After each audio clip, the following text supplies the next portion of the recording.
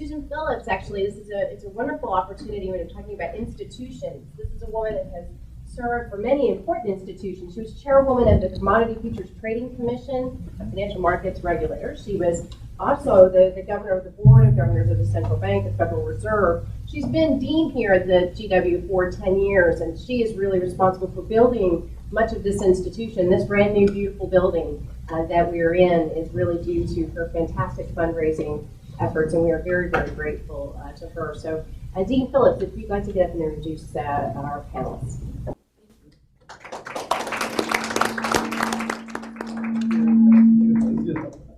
Well, first of all, let me, on behalf of the university, welcome you. I know you've been here. I've seen some of the festivities going on. We had our executive retreat the first couple of days of the week, so you had the sixth floor pretty much to yourselves. But we're back. We're back, and I understand that the sessions are going really very well, and I'm sure you've learned a lot about GW since being here a couple of days. And of course, this conference, I think, is particularly demonstrative of what some of the emphasis in a lot of our programs at GW, what we're about. Clearly, we're located right in the middle of everything, near major financial and governmental and international organizations, and so it's really quite natural that our students and our faculty would be interested in the intersection of business and public policy. So my guess is that as you talk with folks, some of our faculty and you'll get that sense. And we're a small enough campus, even though we're a fairly large university. We're a small enough campus that we really do work across the schools. And so anyway, I hope that this program is meeting up to your expectations. I think that the people who have organized it are having a good time doing it. So that's always a good sign, because they're probably learning as much from you as you are from them. So if you have, and to the extent that you're engaged and involved, you'll get more out of it, and you'll help our faculty. Your next session is going to be chaired by Professor Jorge Rivera. Professor Rivera is in our Department of Strategic Management and Public Policy, and he got his doctorate from Duke University, and he was at George Mason before he came to GW, and he's very involved in sort of the intersection of business and public policy. He's involved in corporate environmental management, and this is an area that you probably have heard. We have an Institute for Corporate Responsibility, and one of their areas of focus is sustainable management. But he's also involved in social responsibility. He's well published. He just got accepted to have another book published, I think at Cambridge, and he's got a raft of articles that he has published. I think you'll find that he asks sometimes rather penetrating questions. And I found that in working with him, and he makes you think. And my guess is he's going to do that both to the panel and to the rest of you. So I think you'll enjoy this session, and feel free to ask him some hard questions too. So I'm going to turn it over to Professor Rivera, and you can get started with the panel. Well, thank you. Thank you very much. Thanks for having me here and for giving me the opportunity of doing this. Well, good morning, everybody. Glad to be here, and we had this great panel. And what I'm going to do first is introduce briefly all of them, and then I'm going to give a 1-2 minute introduction of the topic that we're going to talk about. I'm going to pose a general question. I'm going to let the panelists talk, and then we're going to open it up for discussion. The idea here is that we have back and forth. It's nothing formal, organized presentation. We want to hear from you, your questions, and then so we have a very lively discussion. I have the honor here of having Professor Peter Ballen. He was a colleague of mine at George Mason. We started at George Mason together, actually. He's associate professor in the Department of Public and International Affairs at George Mason, and he's very active doing research. He has more than 15 articles. I was looking at your website today. Has a forthcoming book, and his research focuses in two basic areas. One is community-based conservation in Africa, particularly in Eastern and Southern Africa, and he also looks at the management of what he calls weak environmental problems, problems that are very hard to resolve, that despite multiple efforts don't seem to be able to bring up consensus. And in this area, he's been looking at the efforts of the U.S. Forest Service in trying to manage the national forests in California. He has a PhD in environmental policy from the University of Maryland, where he also got a master's degree. So it's an honor to have you here, Peter. I'm sure we're going to learn a lot about from your research. Next, we have another very good friend of mine, Sudeshna Banerjee. She's an economist at the World Bank. She's been there for 7 years, and she has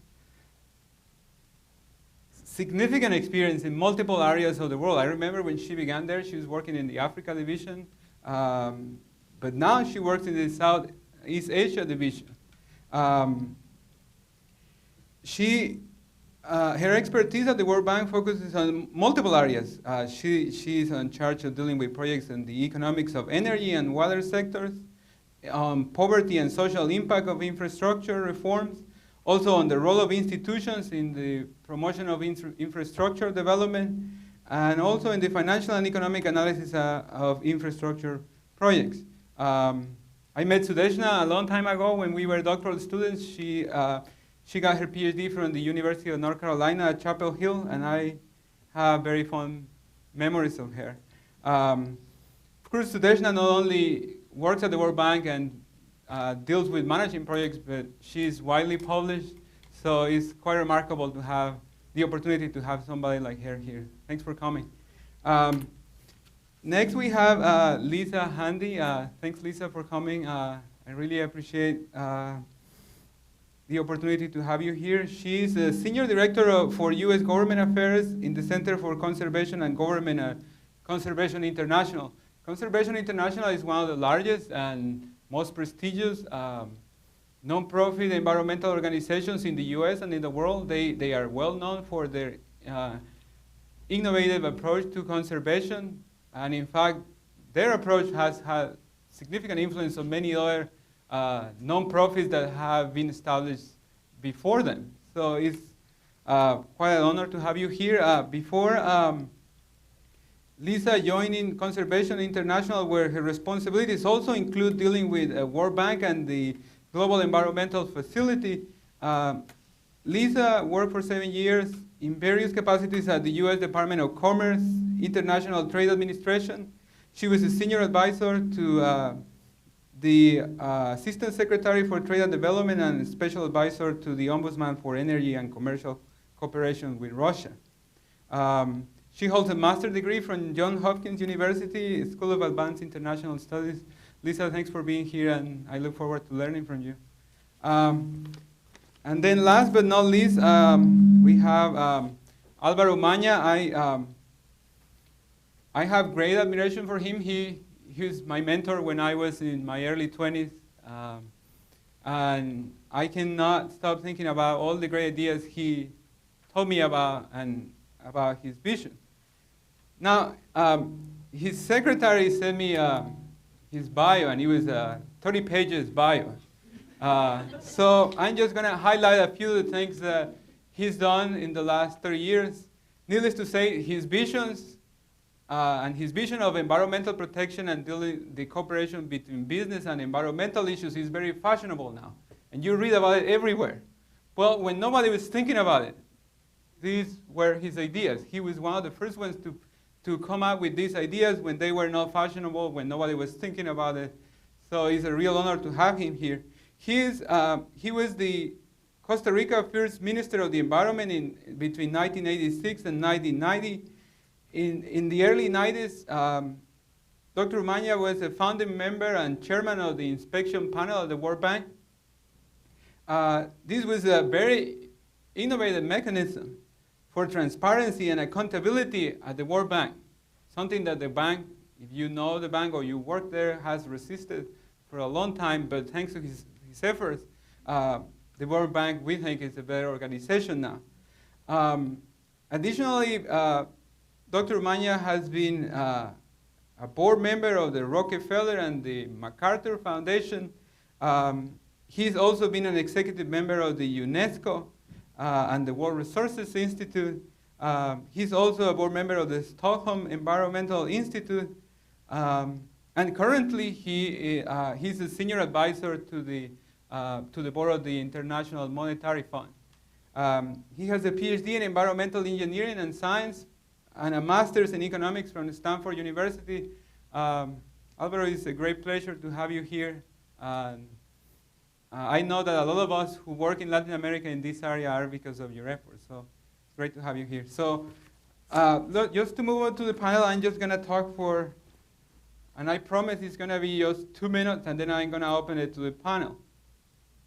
When I was talking with, trying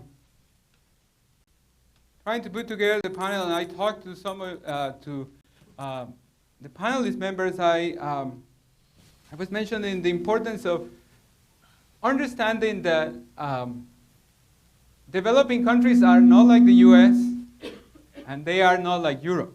But unfortunately, although this has changed most recently, the assumption of most people that work in development, that work in companies, in multinational, is that when they go to the developing world, they assume that things work there like we were in the US or Europe. Well, anybody who's visited a developing country, this becomes pretty obvious very soon. As soon as you get to the airport, that developing countries are not like the US, and they are not like Europe.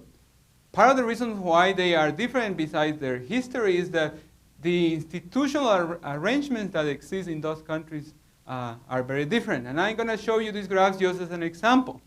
The blue line here is the US. And when you look at what companies and other government officials do when different groups start demanding action for environmental protection, what you have is that at the beginning most people tend to ignore the issues. They say, well, this is not important.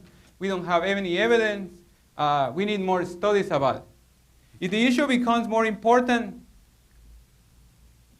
managers in governments and organizations need to react to it. And the immediate reaction, the instinctive reaction, I have to say, is usually one of resistance. Companies try to dismiss, or government officials try to dismiss to do environmental protection. They deny, if they cannot dismiss that there is a problem of environmental protection, they will deny that they are the responsible for it. But if the problem becomes large enough, like for example, global warming, at some point you show very active resistance. This active resistance can be shown in many different ways. If you live in the US, you could say, well, companies will lobby Congress to stop the regulation, or they will give donations to friendly politicians that will oppose this type of effort. These are the institutionalized ways to oppose these efforts in the US. But if you move to other countries, these efforts can change significantly. It's not just about lobbying behind closed doors or giving donations to the party candidate that is friendly to you, but it could be other things. And they may include things that we don't usually assume that they will never happen in the US. For example, use of violence, manipulating the activists or the government officials, manipulating the press, co-opting them through bribes or corruption or offers of jobs. So the array of tactics that government officials and companies can use to resist environmental protection is very wide, particularly in developing countries. Now, only if the regulations get passed, a bureaucracy gets created, and the environmental regulations get enforced, you start to see more levels of cooperation. Again, following the US, after a couple of decades, companies take for granted that this is something we need to do. Let's say have clean air or have clean water. But this is not something that in the 60s companies agreed to and acquiesced to that easily. It's taken many decades to do this. Now, to go to the topic of the panel, and this is where I'm going to stop, the question is, what happens when you are not in a pluralistic democracy that is very wealthy, where there is a significant number of environmental groups, like the US here, like a democracy? What happens when you're in a country where there is not as many traditions of democracy and we don't have access to the press, or you cannot get access to information, or if you get the information, you cannot publicize it, and you cannot organize an environmental group to gather the information, or if you're an environmentalist, you cannot run for election to be a member of Congress or the parliament to push for these regulations. Well, what you're going to see in this case is higher levels of resistance.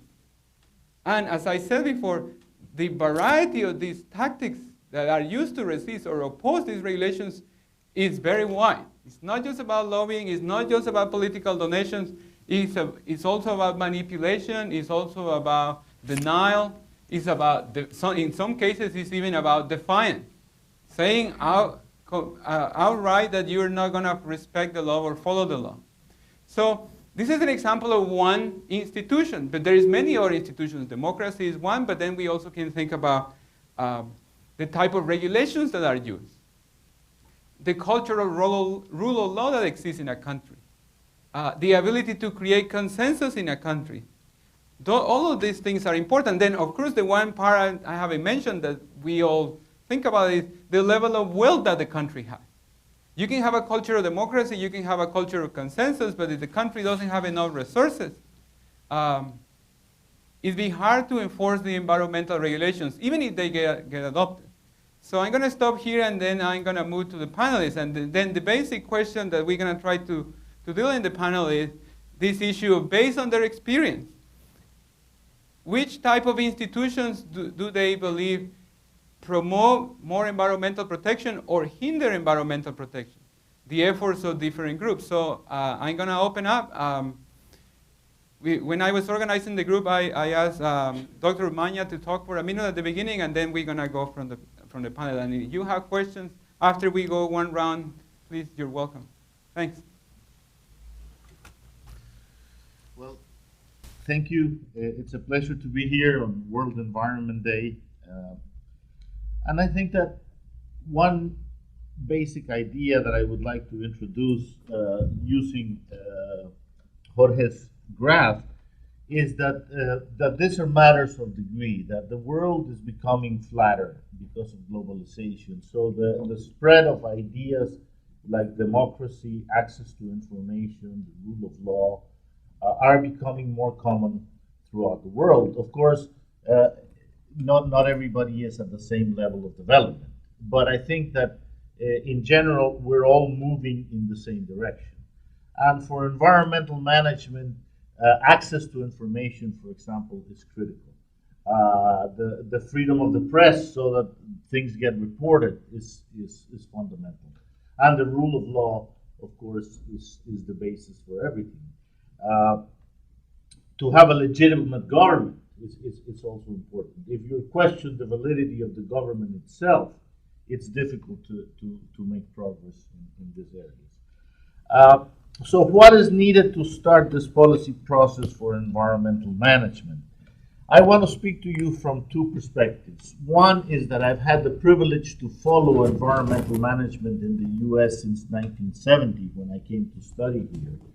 And that was a very critical time because that's when laws like the Clean Water and the Clean Air Act were passed and the creation of the EPA as a fundamental institution.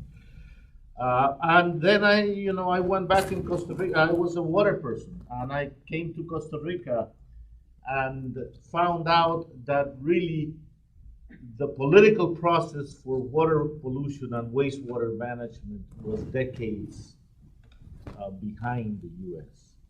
And that what was really more ripe at the moment was the question of conservation and forest policy and forest management. And I was able to persuade the president to create a new institution, a new ministry that would take the national parks and all the forests and put it in a separate ministry that had a conservation orientation, not like the agriculture ministry that had pretty much a perspective dominated by different interests, the grain growers, the coffee growers, the cane growers, and there was no lobby for environment in that ministry. So that was very critical to move forward. So sometimes you have to create entirely new institutions. One key question that is commonly asked is, and this is a debate between engineers and lawyers on one side and economists on the other, and is the whole debate of whether command and control is better or incentives are better. And I would propose to you that this might be a false dichotomy, because my experience and that of many states in the US is that you need a command and control stage to show that you're serious about the problem and that the government is willing to do something. You know, this is commonly cast in terms of the old debate of how do you train a horse. And you have heard this, two different philosophies. You know, the Native Americans had this philosophy that you train a horse through love and getting to know the horse. And then there's the other school is that you break the horse, you know, and you beat it, and you know, you put the saddle on it and start until the will of the horse is broken, and then you know, and this can be applied to environment as well. And so I went to one of my professors at Stanford, a very famous guy who had really followed, you know, in the trenches, the fight for the Clean Water Act, and with all the failures that it has, you know, because it's 40-year-old legislation, but it really, the Clean Air and Clean Water Acts were the key pieces of legislation that changed environmental management in the U.S. And I asked him, you know, is it possible, using this horse analogy, is it possible, do you think that it would have been possible for the U.S. to go into a system of incentives, of economic incentives, without having gone through command and control? And his answer was very clear and unequivocal. Love works after you've beaten the horse for decades. and this is exactly, you know, the resistance that Jorge has mentioned is very real, and it takes many different forms. But you know, at the beginning, the first stage is denial. This is really not a problem. These are communists that are, you know, or these green guys, you know, that they're always looking for conspiracies, etc. Then, when the problem doesn't go away, then and articles in the press start coming, or legislation is being discussed. Then, the second stage is, okay, I will go and have lunch with the minister, you know, and you persuade the minister that is going to damage your company, that is going to do bad things for employment in your community.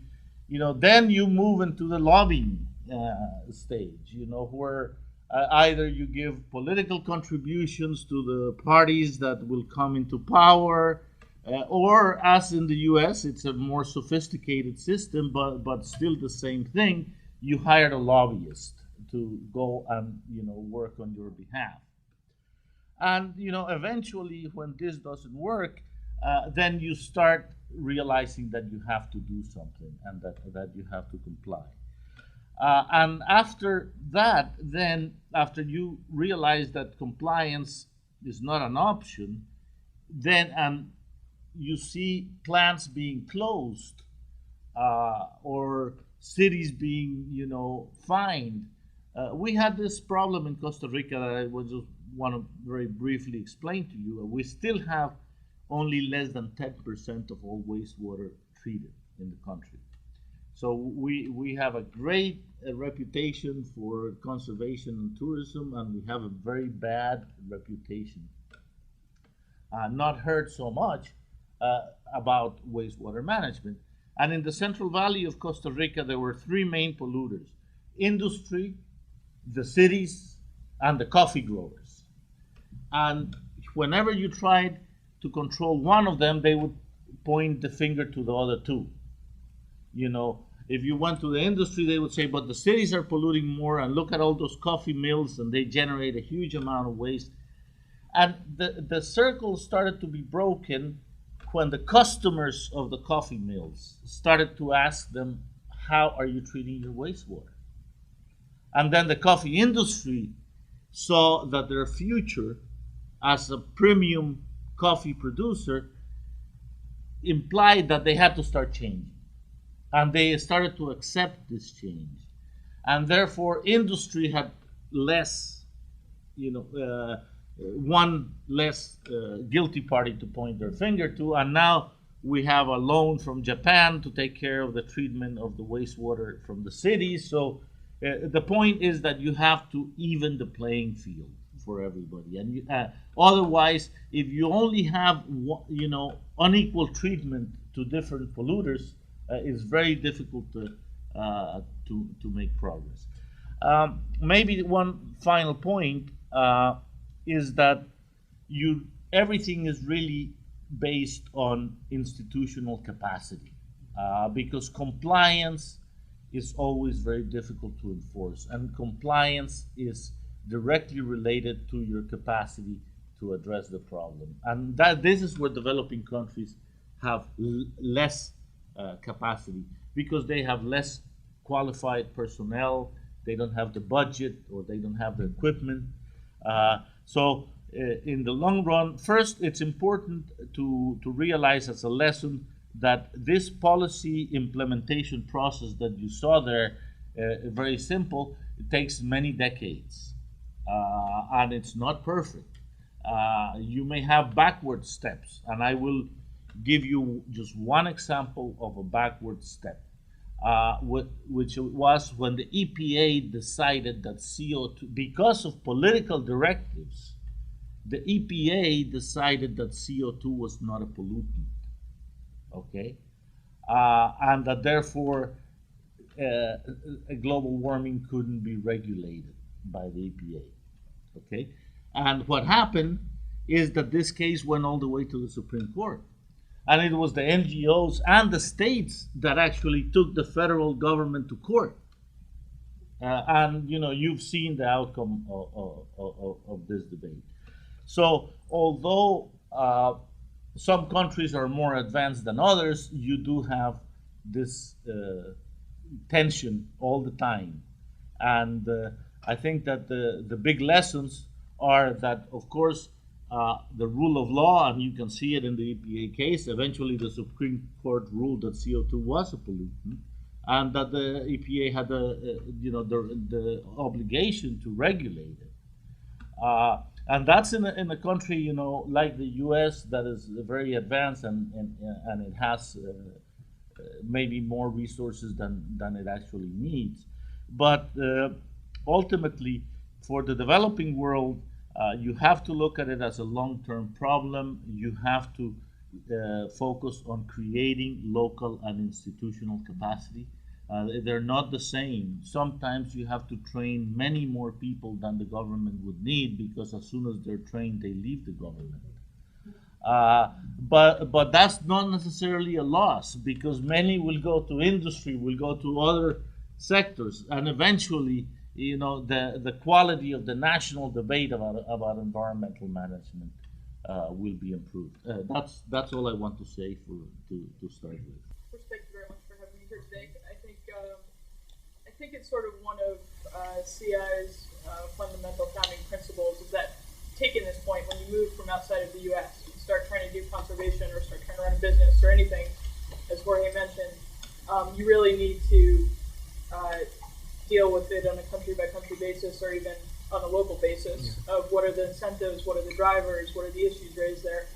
And so this obviously changes quite a bit from place to place, but I think what we've discovered is that you certainly need to deal on all levels, at the national government level, subnational, also at the local community level, as what are the incentives that you can put in place there for good environmental management at the same time as you're helping to get the right laws on the books, but also this critical area of enforcement that you've raised and enforcing the rule of law and having the capacity to do that. Because in many countries, the countries have the right law on the books, but how do you get the right training and enforcement? And we've done some research in many countries where I think came up with some crazy number of 0.7 or 0.07% even of the of people engaging in going against the laws that are on the books, whether it be illegal logging, wildlife trade, other environmental issues, actually come to justice, get fined because of various steps along the way that they just don't have the capacity to fully enforce. So I think that those are some of the lessons that we've certainly learned on the ground.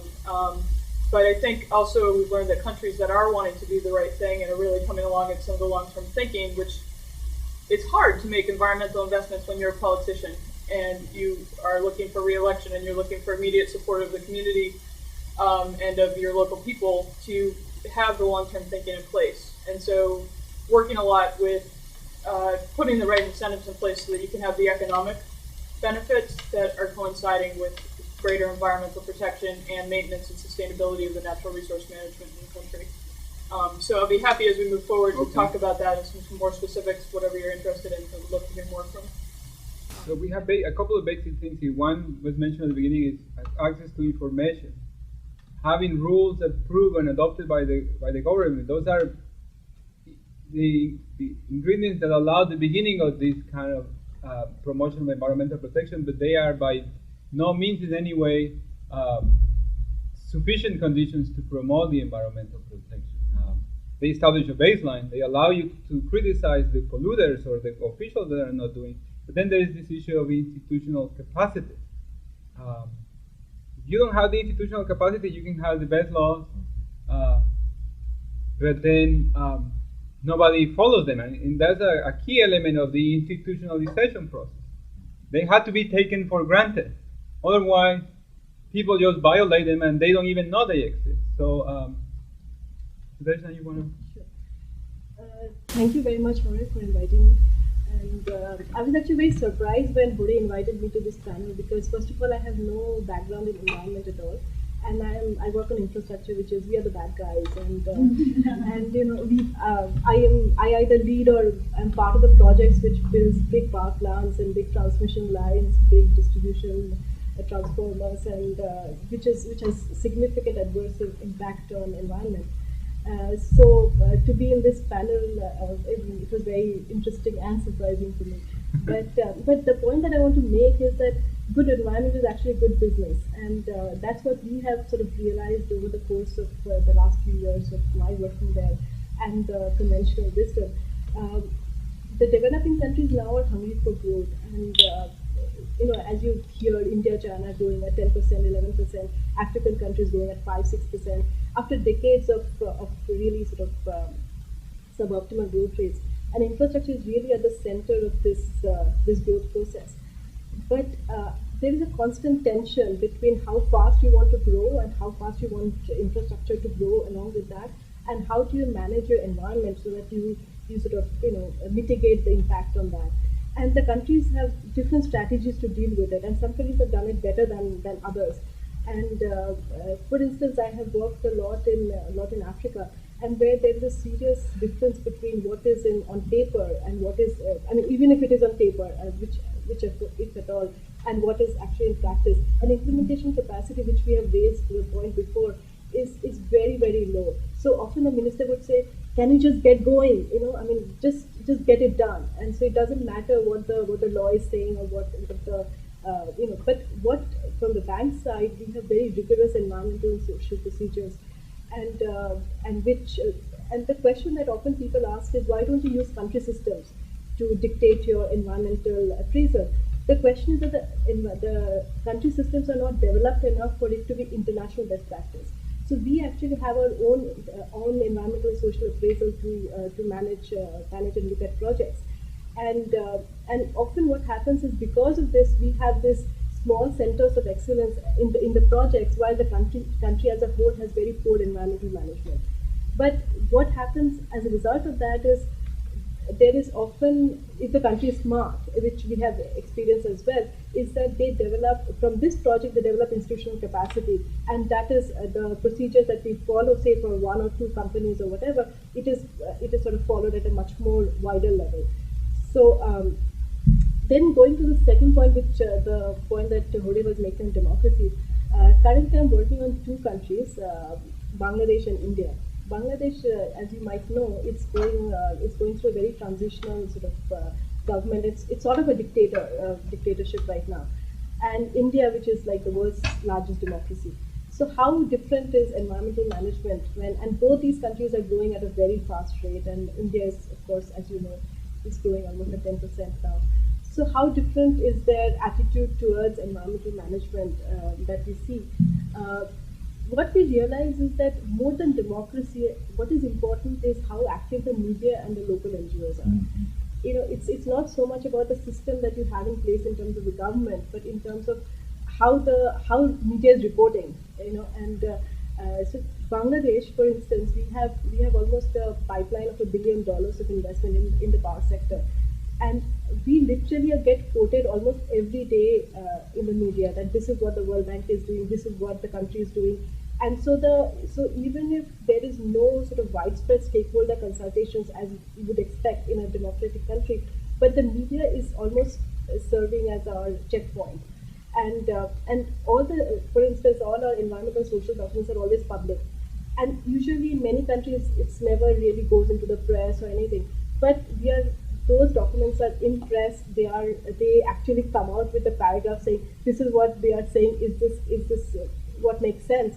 And so it's been a fantastic experience working there, just to see the response from the local media. On the other hand, India has a very, very stable environmental management system. They have a National Environment Protection Agency. So all the development projects actually go there for review, and they have a huge expert panel which consists of international, national NGOs and local media. So you have really sort of good institutional mechanism to deal with it. On the other hand, in India, it takes longer because you are building stakeholder consensus. So it's like a good and bad both. But on the other hand, we think that it makes much better business sense to ensure that we are doing very well. One thing which I wanted to mention is how Kyoto Protocol is really changing the way we look at environmental management as well, is because of carbon trading. And power, as you know, is one of the biggest, as I said, generators of greenhouse gas emissions.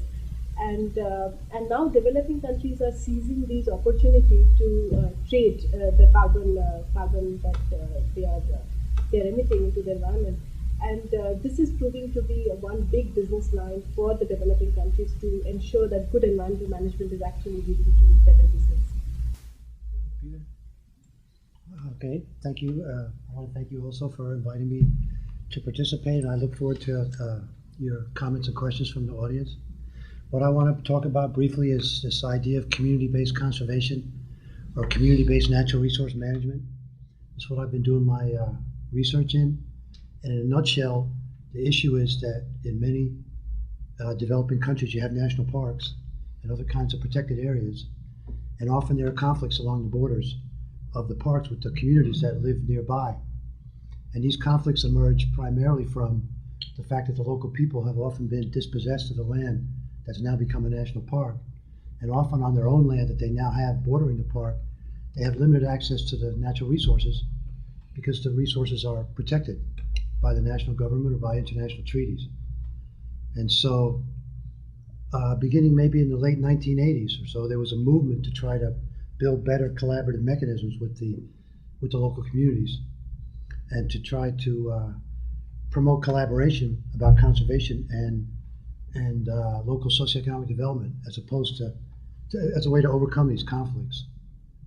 And it's this, from an institutional perspective, it's interesting here because in many of these cases, the governments actually have strong incentives to promote the conservation of these protected areas because they're income generators. You'll have the international tourists will come, and for many countries, these are substantial sources of foreign exchange.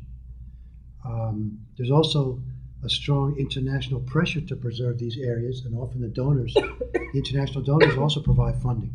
So the governments, even if they're not necessarily environmentally minded, have strong incentives to protect the environment. And conversely, the local people, because of the circumstances, their incentives often go in the other direction, that they actually have incentives to sort of subvert or undermine the conservation because they would feel, as I said, dispossessed, and they would often feel that their concerns were not on the table, and so they were, they may have had ideas about sustainable use of the resources before the establishment of these parks, but after the establishment of it, their attitudes may have changed. So as I mentioned, starting in the 80s and then picking up steam in the 90s and in the 2000s with this idea of community-based national resource management, where you try to change the incentive structure so the local communities would see benefits from the presence of the national parks, either being able to get some money from the tourism or being able to establish their own ventures that would generate money associated with the resources, or just getting better access to the resources that previously they had been denied, and then getting some local control over the resources again that had been denied to them, beginning with the establishment of the parks. The institutional structures are critical here, and often these various projects that try to change the incentives for local communities also try to establish institutions in the local communities that will have local authority to either manage the resources or to have these ventures associated with resource management, tourism, and so forth, and to use as a mechanism for distributing the resources or the benefits throughout the community. And this turns out to be a very challenging thing to do. And so we have 20 years of experience now, and there are some successes, but there are lots of sort of failures and fits and starts of learning about how to do this well. And one of the big problems is how to develop local legitimacy for these new institutions that will develop. And they might be community committees of some kind, or democratically elected representatives for the communities to help decide how these resources or benefits will be distributed. And these committees will have the responsibility of collaborating with the higher levels of institutions, going up through the district level, provincial level, national level, and even with the international donors, and also with the NGOs, the international NGOs like CI, for example, or WWF, or the local national level NGOs that often have a lot of authority delegated to them by the state. And these turned out to be extremely complicated, as you can imagine. And there's tremendous diversity in capacity from the national level down to the new local level committees that are established. Often these projects are funded by, pushed by international donors, either EU, US, USAID, World Bank, and so forth, the local or the regional development banks. And these are often time-limited programs for funding. And so often what you'll see happen is there'll be a big push to develop these kinds of projects, and then the funding cycle runs out, and in theory you'll have developed sustainable and resilient local institutions. But often that doesn't happen. So when the funding runs out, everything sort of collapses. Often you have countries that are relatively unstable. The governments are relatively unstable. So in principle, the donor project should be able to hand off to the national institutions that would be able to continue whatever success you've managed to generate, but often that doesn't happen. So one seems like one theme that is emerging from what you mentioned is this idea that you cannot think about a country as a whole. You have to think in terms of the local capacity. And usually it's a little problematic too from the perspective of the people trying to push these issues, because it's easier to go and have dinner with somebody that got educated in the US and has a nice house, and you meet him or her at the capital of any developing country. But it's another thing to go and talk to a local organizer 10 hours away by car in the middle of the rainforest. So sometimes people may get the wrong impression that because all the people they meet in the capital that has the center of economic power and political power, They are all well-trained, well-educated. They can talk the talk with you. They know the language. They seem to have the resources. You go out in the country with the wrong idea that, oh, we just need to coordinate with the ones I met in the capital. But then that doesn't take into consideration the fact that a few hours away, in the case of the country where I grew up, in Guatemala, a few minutes away, it's like you move from one planet to the other. So this is an important issue. First of all, this is a big debate in development. But the bottom line that we see is that the countries are actually going back. It's like what you see, state ownership for many, many years, and state was really the paramount. But then you had privatization and markets are ruling. But now countries are actually going back to state ownership again. So it's almost like going back to the basics. That's what we see in Africa. It's almost like return of the prodigal or whatever. That's what they say. Is that countries sort of experimented with privatization and with markets, but because of lack of adequate institutional structure, that it's almost like they tried to think that you will privatize and institutions will sort of just jump in, but it didn't work out that way, because you first need the good institutions and then the markets can work. And India is a very good example of where you have good institutions and then now markets are flourishing there. But the point that I wanted to make, and similarly to participation, which again became a big topic in the 1990s, and how important it was sort of similar to privatization. So for instance, like what we had at that time is decentralization, which is service delivery going down to the community level, as well as privatization. Those are two big cornerstones of reforms in the 1990s. But we are going back to state ownership and to a lot of central ownership now. So it's almost like I don't know what will happen in the next 50 years, because we are now not going forward to the next level. We are actually going back to what it was before almost. So that's my sense of what you asked. Yeah, I was just going to respond to what Andre was raised from as an academic, from the academic perspective. Academia was always criticized for being too disciplinary, and so you couldn't, people didn't understand what was going on in other fields, and it was balkanized. And now there's this understanding that we've got to look at all these different components, neurology, neuroscience, being used in political science. But it leads to another problem, which is there's too much information and there are too many disciplines that you're trying to tie together in ways that sometimes very confusing. So it's not an answer to your question, but I appreciate your question.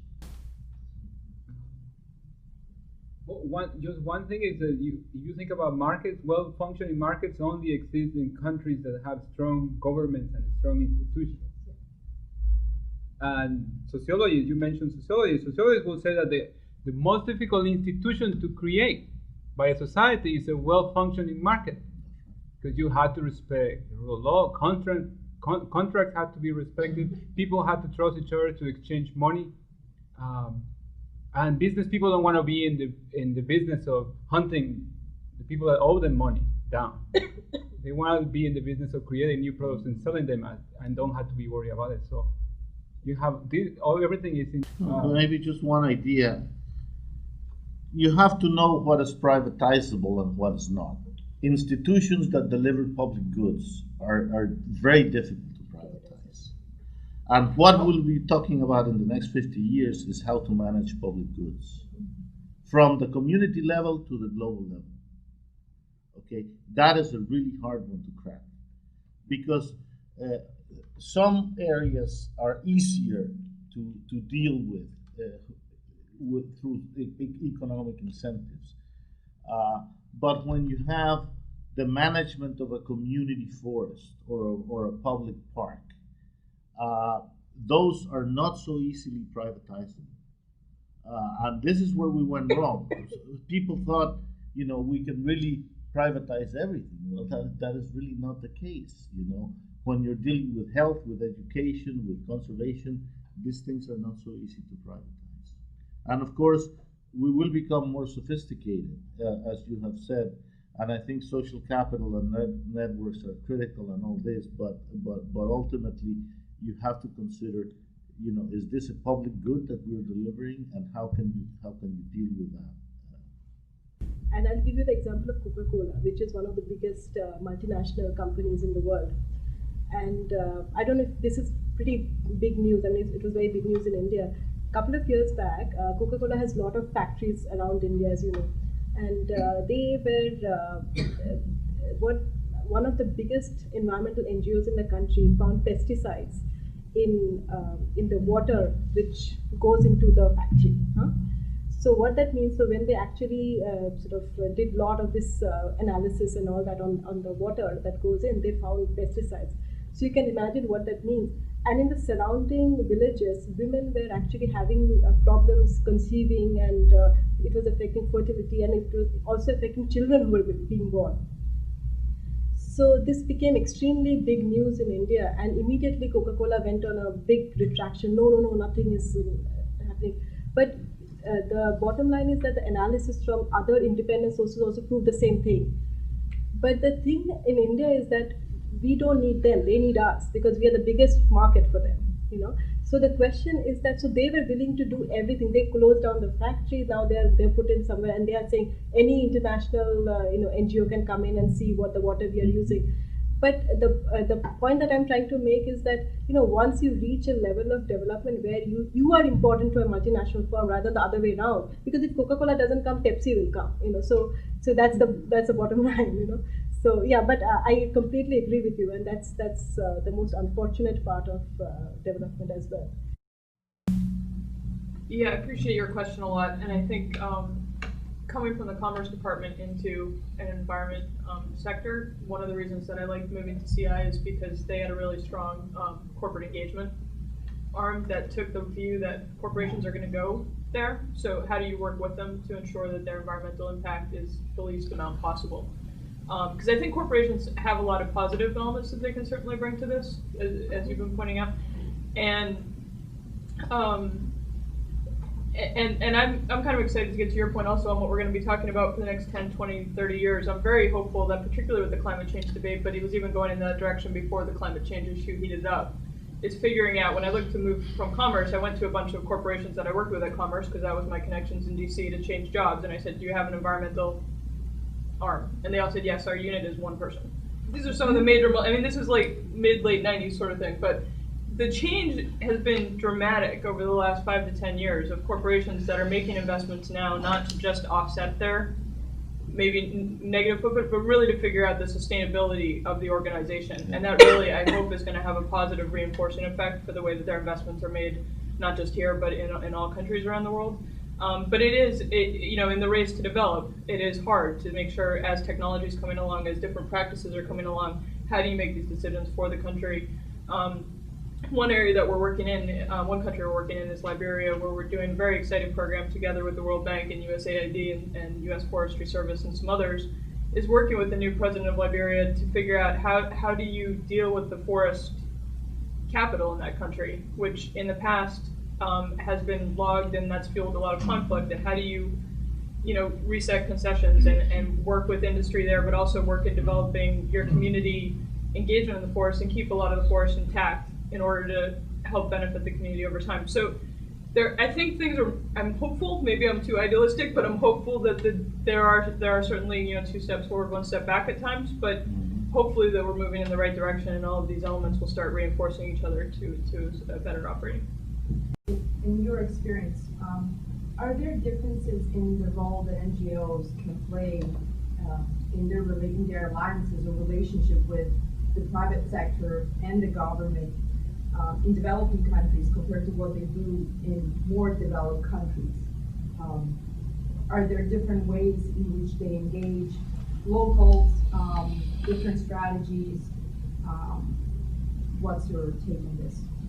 Well, I think, yes. I think, first of all, there are different strategies. I think one thing that we're certainly trying to do is build local capacity in a lot of the countries where we're working, so that I think, Peter, you made the point of US aid or foreign assistance coming into a country and having it be sort of limited, and maybe there isn't the strength there to take it on. So we've been working a lot to try to build local capacity of NGOs, and that helps even more because we're doing our best to understand the local situation and provide the best input we think we can to industry, to the local government, about how to make environmentally related investments. But I think the more that you can build up the local capacity there to give firsthand knowledge from communities and people that have been there forever and can engage that is really helpful. But I also think working with the multinational organizations, like we're quite engaged with Walmart because they have such a big footprint on the earth that, and their suppliers like CocaCola and numerous others, that if you can really engage there and they start changing their practices and their sourcing, then that can affect so many other companies and how they're doing business around the world. So I don't know if that answers all of your questions, but I think there are a number of ways that you can. Yeah, and also I was, your organization, is it engaging more some sort of like lobbying here in the United States, which is kind of a different, I don't know. So do you do some sort of lobbying here? So you need to kind of do different, again, apply different types of strategy. Here in the United States, you operate, you put different skills at work compared to the skills you need to use in more developing countries. So. Yeah, I mean, I think I focus on the U.S. government for CI. We actually don't have any projects or programs in the United States, so all of my efforts are focused on how the U.S. policy and funding can really help improve environmental and sustainable development overseas. And then we have offices in about 40 countries around the world, where a lot of our people heading those offices are sometimes former government officials in those countries, and they sort of engage the government from that aspect and knowledge base. And just to tie into something you said, Dr. Mano, to the Costa Rica example, we have the good fortune now of the gentleman who leads our Mesoamerica program is the former Minister of Energy and Environment in Costa Rica. And he brings a lot of interesting stories to that about competing interests when you talk about governance and the benefits he was able to bring, I believe, to Costa Rica, because environment and energy were in the same ministry, and you had someone there with a strong environmental leaning that was looking to link up policies that helped with energy development in the country as well as the environmental development. And he has some good stories about when he shows up at energy meetings and basically, what do you do, an environment minister here? But I think it's good. So one thing is important is that not only good things can be institutionalized, the logic of survival is prevalent and institutionalized in many places, and this is what you were talking about. So to break it, sometimes you're not able to break it in the country or to de-institutionalize. You have to go and lobby somebody else, somewhere else. Sometimes it's a Walmart, sometimes it's a USAID. But yes, in many countries, the logic of survival is the institutionalized logic that is pervasive all over, and then people wouldn't consider otherwise. We have to create jobs. Forget the environment. When we get wealthy, we deal with it. Well, when we get there, maybe there is no environment to protect, or it's going to be much harder. So you have environmental groups have learned that they can lobby somewhere else. Here in Washington, D.C. with the World Bank, for example. You want a dam, you want a road, you have to create a park. No, I think that there's a difference. For example, extractive industries, mining, etc. Those are rather different than, for example, a Walmart, because today almost all corporations understand that their long-term survival as an entity depends on being a good citizen of the world. That's why everybody embraces environment and corporate social responsibility. There's nobody that says I don't buy this. Some don't pay too much attention to it, but everybody pays lip service to it. The other question that Valentina had about what roles NGOs can play, I think there's maybe three fundamental roles. One is denouncing, and many NGOs get formed because there's a dam and we got to save the forest, but at some point they realize that just denouncing or finger pointing doesn't get you very far. I mean, you get a few articles on the paper, etc., but how about the solution? So they may get involved in more a negotiation.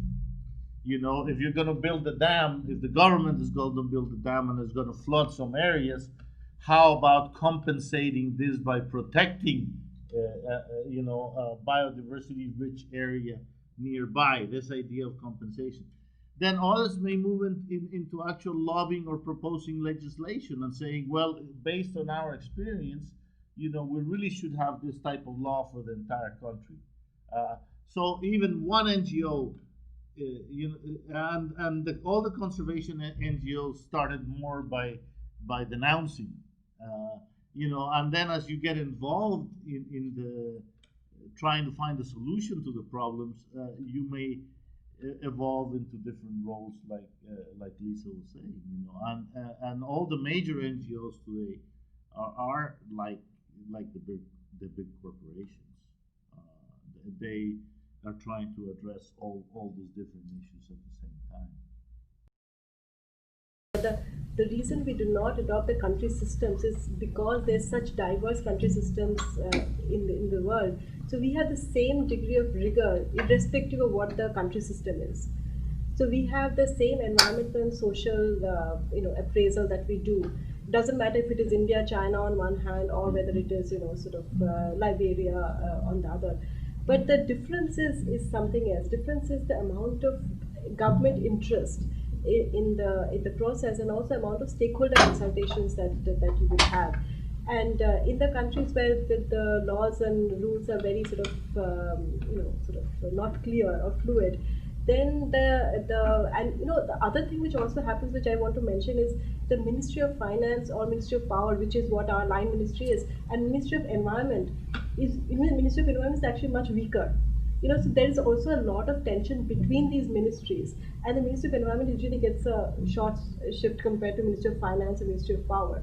So even among the ministers, there is also a lot of issues going on. So, for example, if our project is being pushed through by the Ministry of Power, Ministry of Finance, they will immediately put more pressure on the Ministry of Environment to get it through, rather than in a country where the environment is very important, where it's part of the national debate.